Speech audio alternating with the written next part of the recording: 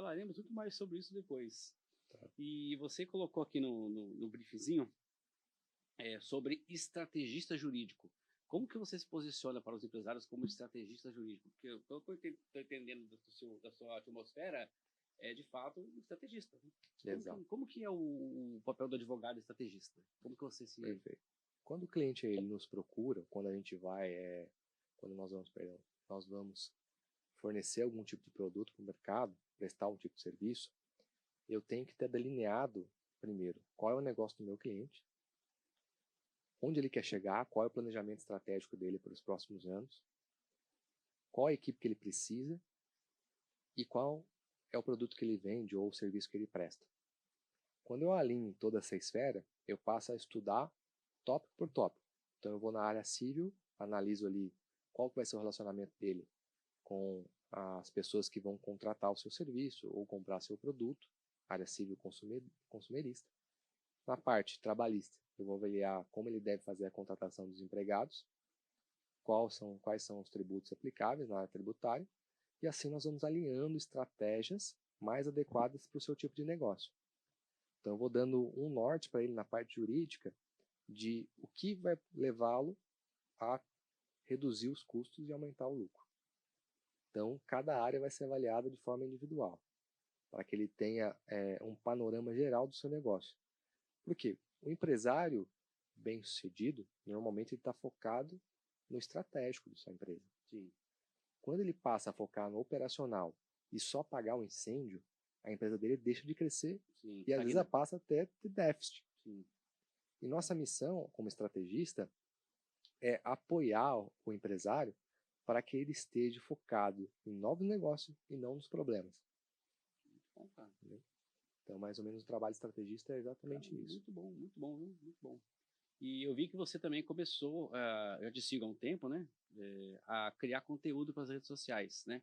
Eu vejo que você fala bastante sobre exatamente o que você faz, né? De onde surgiu a ideia de criar conteúdo, né? É evidente que a gente sabe que hoje quem não está na internet não tem lugar nenhum, né?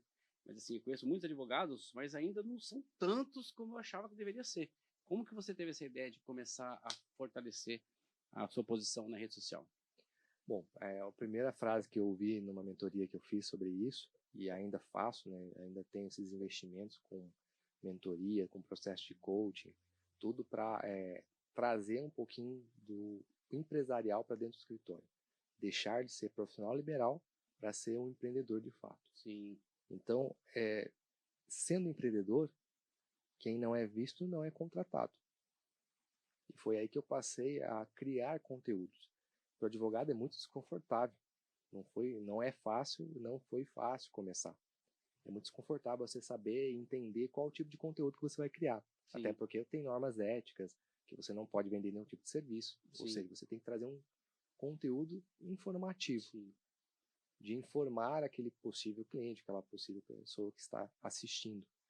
E ali, por ter que ser mais conhecido para ser contratado, foi que eu iniciei essa parte do marketing digital que a gente fala hoje. Sim, né? sim. Estudando formas, estudando modos de como convencer o cliente ou gerar essa empatia, essa confiança. E a confiança a gente gera falando de dor. Sim. Qual é a dor que você tem? Qual é a dor que eu resolvo? Sim. Né? Qual é a dor que eu posso servir você? Quando eu falo sobre a dor, eu conecto com as pessoas. Sim. Né? Então a gente começa a aumentar a escalabilidade do negócio. Foi por isso que eu comecei na produção de conteúdo. E que volta na primeira pergunta que eu te fiz lá atrás, né? Que você falou que uma das dificuldades, né? É captar novos clientes. Isso foi uma maneira de as pessoas verem, né? Entender o seu trabalho e buscarem a sua assessoria, né? Exato. Muito bom. E qual conteúdo que engaja mais, assim, quando você posta, quando você faz?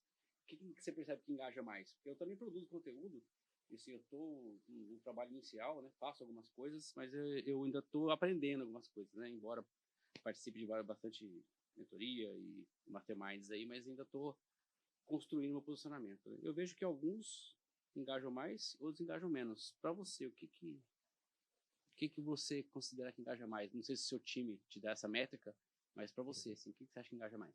Bom, eu tenho buscado controlar, né, esse fluxo, realmente de alguns patrocinados, de postagens, para entender como os binários das mídias sociais trabalham. Por que ela entrega mais tal conteúdo e entrega menos o outro? E quando eu falo de dor, principalmente relacionada a dívidas, Ah, sim, é uma dor comum, né? exatamente, comum. eu conecto com os empresários, porque a gente sabe que 90% das pessoas, das empresas no Brasil, elas têm algum tipo de dívida. E quando eu falo dessa dor, porque se você pegar um negócio, estar pagando 10%, 15% de juros para o banco, ou pagar uma multa de até 70% para o fisco, é uma dor que o empresário tem. Se eu tenho uma margem pequena, como que eu vou pagar isso? Essa conta não fecha. Então, quando eu posto conteúdos propondo ideias para que o empresário saia daquela situação, é o que eu crio mais conexão. É empatia, realmente, é falar um pouco dessa dor. E dívidas, sem dúvidas, é o assunto que mais popularizado. Né? Dívida é bom ter e é bom também não ter, né? Exatamente. Muito Então, bom. para ter uma noção dessa métrica, eu estava ali pelo TikTok. Você produz pro TikTok também? Também.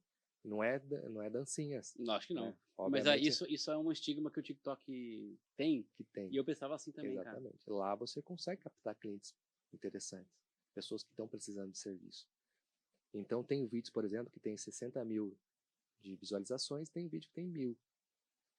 Aí eu fico estudando para saber por que esse tem 60 e esse tem 1000. Sim. Né?